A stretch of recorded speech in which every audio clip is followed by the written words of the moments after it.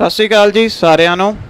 इस संघर्ष 'ਚ ਆਪਦਾ फर्ज निभाउण, इस किते दे जिन्हें सानू चंगा पैन ना दिता, इन्ने साल रोटी दिती, उहदी सेवा करन आए हैं। जिन्ना इस संघर्ष बारे, इस मुद्दे बारे विचार करते हैं, सिखते हैं जां समझते हैं, उन्नी ही कन्फ्यूजन होर बन रही है, वहम मन च बन रहा। जिन्ने थावां तो पुछते हैं, करते हैं। इस करके तुहानूं एक मैं सवाल पुछना चाहना कि अपने मन का व्यू की है कि आपां ये जिहड़े ऑर्डीनेंस सी, बिल सी, ये आपां रद्द करवाउणे आ, नवें आपदे हिसाब नाल गलबात करके आपां नवें बिल इंट्रोड्यूस कराउणे आ, जां की आपां इन्हां विच अमेंडमेंट चाहुंदे आ।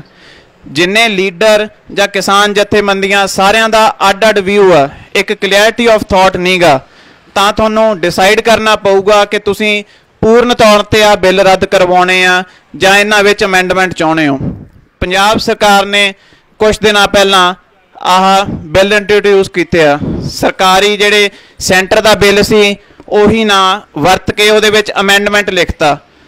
कुछ इहदे विच उन्हां ने मेन चीज़ां दित्तियां कि MSP तो थल्ले जे कोई खरीद करूगा तां उहनूं सज़ा मिलूगी।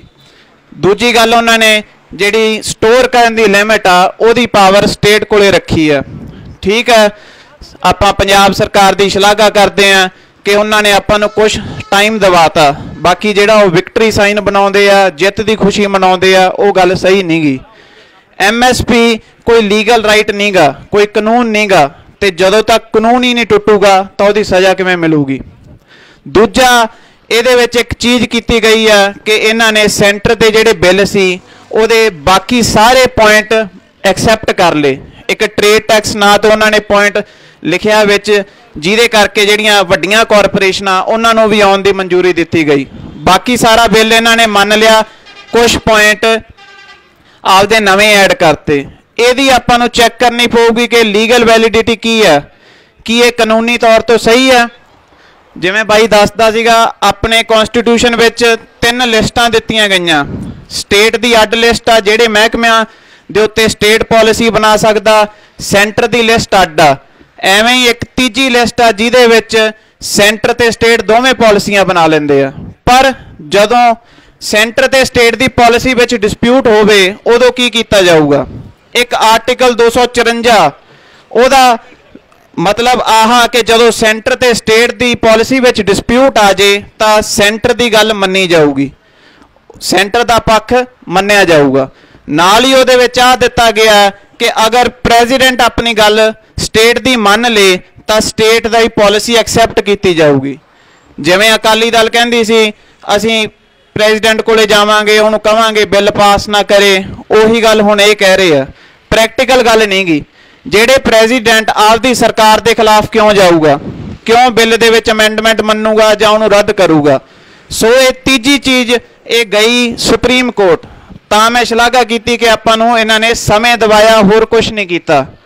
इहदे विच आप वाले रौला पाई जांदे सीगे कि इन्हां ने MSP 22 फसलों ते नहीं लिखी, वो उन्हां दी गल सही है। दूजी गल उन्हां ने कही कि स्टेट सानू खरीद की गारंटी दे दे। इन्ने सीनियर MP आ, वो वड्डे वड्डे पॉलिटिशियनां नाल बहिंदे आ, सिखदे आ, उन्हां नूं तां कम से कम प्रैक्टिकल गल करनी चाहिए है।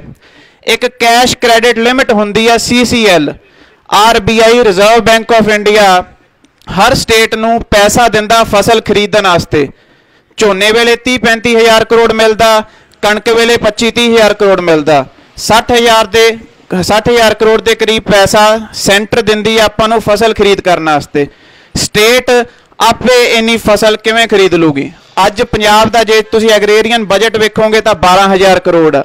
बजट ही अपना 12,000 करोड़ आ, 60,000 करोड़ की आपां खरीद किवें कर लांगे।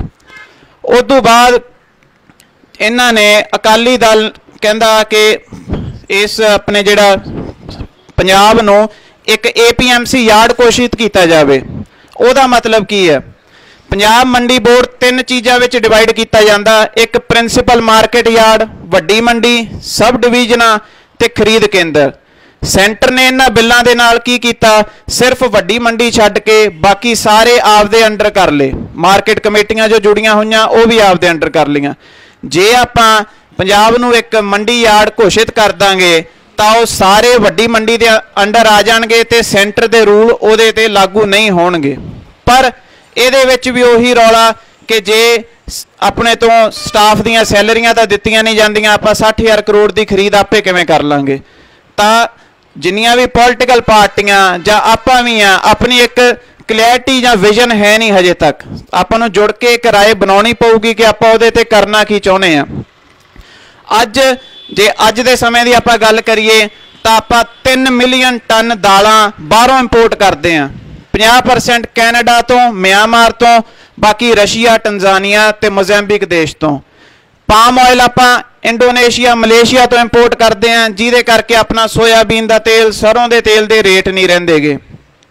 ਫਰਟੀਲਾਈਜ਼ਰ ਆਪਾਂ 7.3 ਬਿਲੀਅਨ ਡਾਲਰ ਦੇ ਅਮਰੀਕਾ ਤੋਂ ਇੰਪੋਰਟ ਕਰਦੇ ਆ, ਜਿਹਦੇ ਵਿੱਚ ਮੈਜੋਰਟੀ ਫਰਟੀਲਾਈਜ਼ਰ WHO ਨੇ ਬੈਨ ਕੀਤੇ ਹੋਏ ਯੂਰਪ 'ਚ, ਆਪਾਂ ਫੇਰ ਵੀ ਵਰਤ ਰਹੇ ਆ।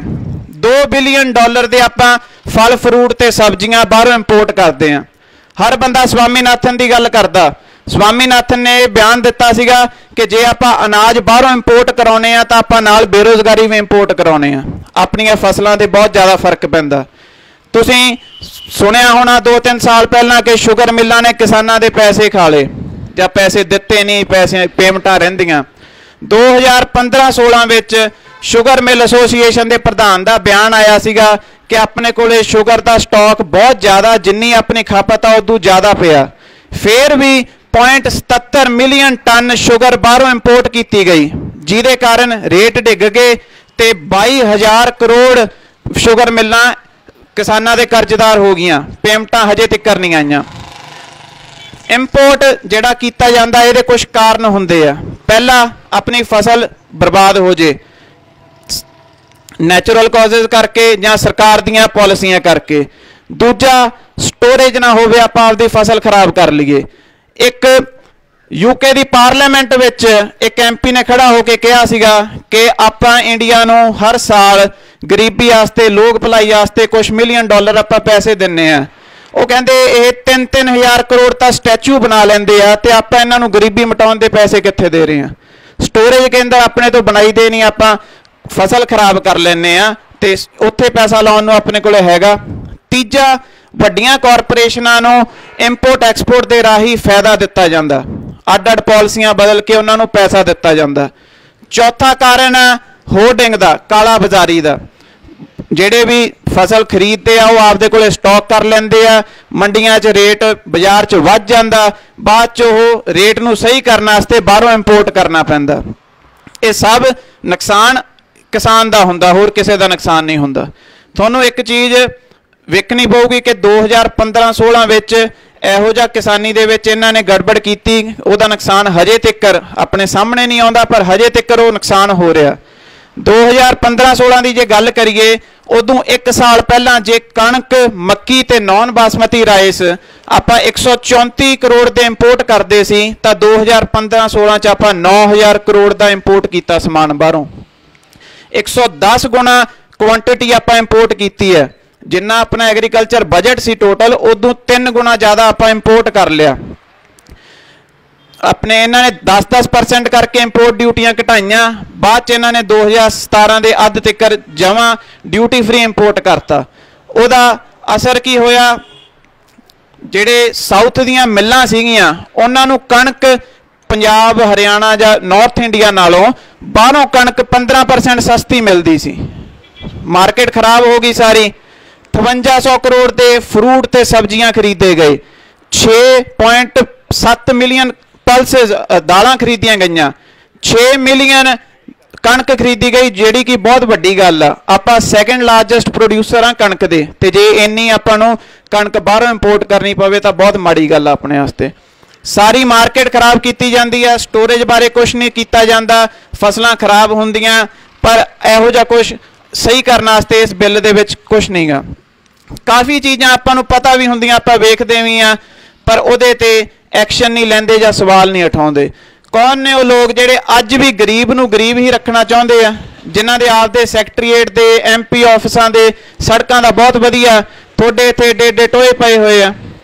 ਕੌਣ ਨੇ ਉਹ ਲੋਕ ਜਿਹੜੇ AC ਕਮਰਿਆਂ 'ਚ ਬਹਿ ਕੇ ਕਿਸਾਨ ਦੇ ਖੇਤ ਦਾ ਰੂਲ ਜਾਂ ਪਾਲਿਸੀ ਬਣਾ ਰਹੇ ਆ ਤੁਹਾਡੇ ਪੁੱਛੇ ਬਿਨਾ? इंडिया ਲਈ ਸ਼ਰਮਸਾਰ ਗੱਲ ਆ ਕਿ ਅੱਜ ਵੀ ਆਪਾਂ ਡੈਮੋਕ੍ਰੇਸੀ ਕਰਦੇ ਆ। ਡੈਮੋਕ੍ਰੇਸੀ ਦਾ ਸਭ ਤੋਂ ਵੱਡਾ ਹੱਕ ਵੋਟਿੰਗ ਦਾ ਹੱਕ ਤੁਹਾਡੇ ਤੋਂ ਖਰੀਦਿਆ ਜਾਂਦਾ, ਦਿਹਾੜੀ ਦੇ ਕੇ ਤੁਹਾਨੂੰ ਰੈਲੀਆਂ ਦੇ ਵਿੱਚ ਲੈ ਕੇ ਜਾਇਆ ਜਾਂਦਾ। ਮੈਂ ਉਹਦਾ ਕਸੂਰ ਨਹੀਂ ਮੰਨਦਾ ਜਿਹੜਾ ਕੋਈ ਦਿਹਾੜੀਦਾਰ ਬੰਦਾ ਉੱਥੇ ਜਾਂਦਾ, ਸਾਰਾ ਦਿਨ ਚੰਮ ਸਾੜਦਾ, ਮਿਹਨਤ ਕਰਦਾ, ਆਪਦੀ ਰੋਟੀ ਕਮਾ ਕੇ ਲੈ ਕੇ ਜਾਂਦਾ। ਜੇ ਉਹ 2 ਦਿਨ ਆਰਾਮ ਨਾਲ ਗੁਜ਼ਾਰ ਲੂਗਾ ਤਾਂ ਉਹ ਮਾੜੀ ਗੱਲ ਨਹੀਂ। ਗਲਤ ਉਹ ਆ ਜਿਹੜੇ ਇਸ ਗਰੀਬੀ ਨੂੰ ਉਹਦਾ ਪ੍ਰੋਫਿਟ ਚੱਕਦੇ ਆ, ਤੁਹਾਡੀ ਐਕਸਪਲੋਇਟੇਸ਼ਨ ਕਰਦੇ ਆ। ਕੌਣ ਨੇ ਇਹ ਲੋਕ ਜਿਹੜੇ ਆਪ ਉੱਥੇ ਜਾ ਕੇ ਉੱਤੇ ਬਹਿ ਕੇ ਕਹਿ ਦਿੰਦੇ ਆ ਕਿ ਜਾਤਾਂ ਪਾਤਾਂ ਗਲਤ ਆ, ਪਰ ਤੁਹਾਨੂੰ ਅੱਜ ਵੀ ਉਹਨਾਂ ਨੇ ਜਾਤਾਂ ਪਾਤਾਂ ਤੇ ਅਮੀਰ ਗਰੀਬ 'ਚ ਵੰਡਿਆ ਹੋਇਆ। ਇੰਡੀਆ 'ਚ ਅੱਜ ਵੀ ਆਹ ਸ਼ਰਮਸਾਰ ਵਾਲੀ ਘਟਨਾ ਕਿ ਪੋਲੀਟੀਕਲ ਲੀਡਰ IAS ਆਫਿਸਰ ਜਾਂ ਜਿਹੜੇ ਵੀ ਸਰਕਾਰੀ ਮਹਿਕਮਿਆਂ ਦੇ ਵਿੱਚ ਕੰਮ ਕਰਦੇ ਆ ਅਫਸਰ, ਉਹਨਾਂ ਨੂੰ ਤੁਸੀਂ ਲਾਰਜਰ ਦੈਨ ਲਾਈਫ ਕਰੈਕਟਰ ਬਣਾ ਰੱਖਿਆ ਕਿ ਇਹ ਤਾਂ ਬਾਈ ਬਹੁਤ ਵੱਡੇ ਬੰਦੇ ਆ, ਆਪਾਂ ਇਹਨਾਂ ਨੂੰ ਸਵਾਲ ਵੀ ਨਹੀਂ ਪੁੱਛ ਸਕਦੇ, ਕੁਝ ਕਹਿ ਵੀ ਨਹੀਂ ਸਕਦੇ। ਇਹ ਕਿੱਥੋਂ ਦਾ ਕਾਨੂੰਨ ਆ? ਜੇ ਆਪਾਂ ਆਪਦੀ ਲਿਮਿਟ 'ਚ ਰਹਿਣਾ, ਉਹਨਾਂ ਨੂੰ ਕੁਝ ਮੰਦਾ ਚੰਗਾ ਨਹੀਂ ਬੋਲਣਾ, ਤਾਂ ਉਹਨਾਂ ਤੇ ਵੀ ਤਾਂ ਕੋਈ ਕਾਨੂੰਨ ਲਾਗੂ ਹੋਣਾ ਚਾਹੀਦਾ।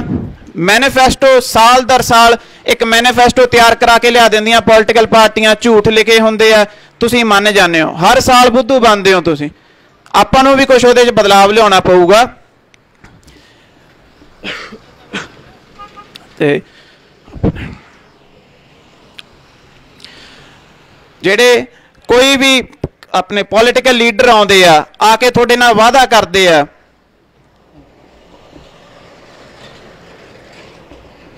ਪੋਲੀਟੀਕਲ ਲੀਡਰ ਵਾਅਦਾ ਕਰਦੇ ਆ ਆਪਦੀ ਭਾਸ਼ਾ 'ਚ, ਪਰ ਜਦੋਂ ਕੋਈ ਰੌਲਾ ਪੈਂਦਾ ਸਾਹਮਣੇ IAS ਆਫਿਸਰ ਕਰ ਦਿੰਦੇ ਆ। ਇਹ ਬਦਲਾਵ ਕਦੋਂ ਆਊਗਾ? ਹਰ ਤਰੀਕੇ ਨਾਲ ਅੱਜ ਜੇ ਤੁਸੀਂ ਵੇਖਿਆ ਜਾਓ ਤੇ ਆਪਾਂ ਨੂੰ ਤਰੱਕੀ ਚਾਹੀਦੀ ਆ ਇਜ਼ਰਾਈਲ ਦੀ ਤਰਜ਼ ਤੇ ਜਾਂ ਨੈਦਰਲੈਂਡ ਦੀ ਤਰਜ਼ ਤੇ। ਉਹਨਾਂ ਦੇਸ਼ਾਂ ਨੇ, ਛੋਟੇ ਦੇਸ਼ਾਂ ਨੇ ਏਡੀ ਜ਼ਿਆਦਾ ਤਰੱਕੀ ਕਰਤੀ। ਨੈਦਰਲੈਂਡ ਦੀ ਇੱਕ ਰਿਪੋਰਟ ਆਈ ਸੀਗੀ ਕਿ ਅਗਲੇ 40 ਸਾਲਾਂ 'ਚ ਆਪਾਂ ਇੰਨਾ ਅੰਨ ਪ੍ਰੋਡਿਊਸ ਕਰਨਾ ਜਿਹੜਾ ਆਪਣੇ ਪੁਰਖਿਆਂ ਨੇ 8000 ਸਾਲਾਂ ਵਿੱਚ ਵੀ ਨਹੀਂ ਕੀਤਾ। ਮਾਰਕੀਟ ਦਾ ਸਕੋਪ ਬਹੁਤ ਵੱਡਾ, ਪਰ ਆਪਾਂ ਨੂੰ ਅੱਗੇ ਵਧਣ ਵਾਸਤੇ ਕੁਝ ਨਹੀਂ ਦਿੱਤਾ ਜਾਂਦਾ। ਇਜ਼ਰਾਈਲ ਤੇ ਨੈਦਰਲੈਂਡ ਵਿੱਚ ਕੋਈ ਵੱਡੀਆਂ ਕੰਪਨੀਆਂ ਨੂੰ, ਕਾਰਪੋਰੇਸ਼ਨਾਂ ਨੂੰ ਕਿਸਾਨੀ ਨਹੀਂ ਦਿੱਤੀ, ਉਹਨਾਂ ਨੂੰ ਤਗੜਾ ਕੀਤਾ, ਉਹਨਾਂ ਨੂੰ ਟੈਕਨੋਲੋਜੀ ਦਿੱਤੀ। ਇਜ਼ਰਾਈਲ ਦੀ ਜੇ ਤੁਸੀਂ ਗੱਲ ਕਰੋ, ਉਹਨਾਂ ਨੇ ਡ੍ਰਿਪ ਸਿਸਟਮ ਬਹੁਤ ਵਧੀਆ ਕੀਤਾ। ਇੱਕ ਉਹਨਾਂ ਨੇ ਗ੍ਰੇਨ ਪ੍ਰੋ ਕੋਕੂਨ ਨਾਂ ਤੋਂ ਬੈਗ ਬਣਾਏ ਆ ਜਿਹਦੇ ਨਾਲ ਫਸਲ ਖਰਾਬ ਨਹੀਂ ਹੁੰਦੀ, ਹਵਾ ਪਾਣੀ ਅੰਦਰ ਨਹੀਂ ਜਾਂਦਾ। ਇੱਕ ਉਹਨਾਂ ਨੇ ਪਲਾਸਟਿਕ ਦੀਆਂ ਕੋਈ ਰੀਯੂਜ਼ੇਬਲ ਟਰੇਆਂ ਬਣਾਈਆਂ ਜਿਹੜੀਆਂ ਰਾਤ ਨੂੰ ਬਾਗਾਂ ਵਿੱਚ ਕੰਮ ਆਉਂਦੀਆਂ, ਹਵਾ 'ਚੋਂ ਨਮੀ ਇਕੱਠੀ ਕਰਦੀ ਆ ਤੇ ਫਸਲਾਂ ਸਿੱਧੀ ਰੂਟ ਤੱਕ ਲੈ ਕੇ ਜਾਂਦੀ ਆ ਤੇ ਧੁੱਪ ਤੋਂ ਵੀ ਬਚਾਉਂਦੀ ਆ। ਬਹੁਤ ਉਹਨਾਂ ਨੇ ਚੀਜ਼ਾਂ ਇਹੋ ਜਿਹੀਆਂ ਕੀਤੀਆਂ। ਨੈਦਰਲੈਂਡ ਅੱਜ ਅਮਰੀਕਾ ਤੋਂ 270 ਗੁਣਾ ਛੋਟਾ, ਪਰ ਉਹ ਦੇਸ਼ ਦਾ, ਵਰਲਡ ਦਾ ਦੂਜੇ ਨੰਬਰ ਦਾ ਪ੍ਰੋਡਿਊਸਰ ਬਣਿਆ ਹੋਇਆ, ਐਕਸਪੋਰਟਰ ਬਣਿਆ ਹੋਇਆ ਉਹ ਫੂਡ ਸਪਲਾਈ ਦਾ।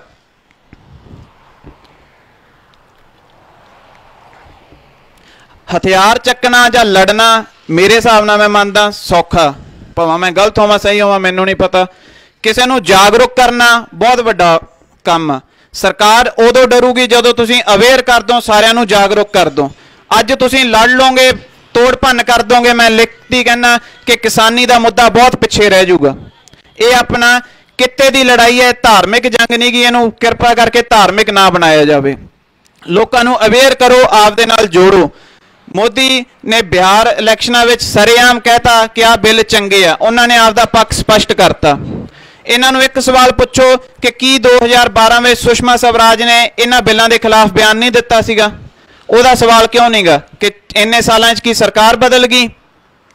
ਇਹਨਾਂ ਨੂੰ ਆਹ ਗੱਲ ਪੁੱਛਣੀ ਪਊਗੀ ਕਿ ਨਰਿੰਦਰ ਤੋਮਰ ਜਿਹੜਾ ਅੱਜ ਕਹਿ ਰਿਹਾ ਕਿ ਯਾਰ ਆਪਾਂ ਚੱਲ ਕੁਝ ਗੱਲ ਕਰ ਲੈਂਦੇ ਆ, ਪਹਿਲਾਂ ਕਿਉਂ ਨਹੀਂ ਕਰ ਸਕਦਾ ਸੀ?